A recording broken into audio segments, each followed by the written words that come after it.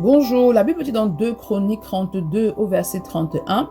Cependant, lorsque les chefs de Babylone envoyaient des messagers auprès de lui pour s'informer du prodige qui avait eu lieu dans le pays, Dieu l'abandonna pour l'éprouver afin de connaître tout ce qui était dans son cœur. Donc tu peux te retrouver dans une situation où Dieu t'éprouve.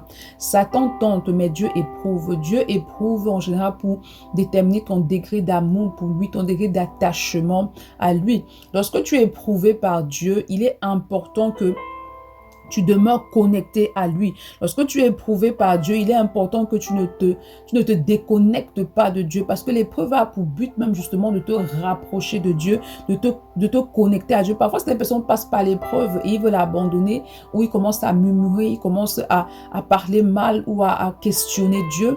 Dieu n'attend pas de toi que tu le questionnes, mais il est important que tu discernes chaque saison dans laquelle tu te trouves. Et lorsque tu te rends compte que tu es dans une saison d'épreuve, ce que Dieu attend de toi, c'est que tu demeures dans sa présence, c'est que tu demeures à son écoute, parce que tu as besoin de ce qu'il va te dire pour pouvoir avancer, persévérer et continuer dans ta marche.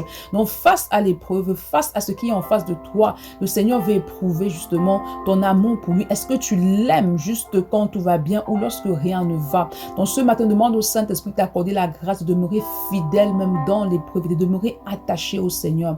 Bonne journée. Shalom.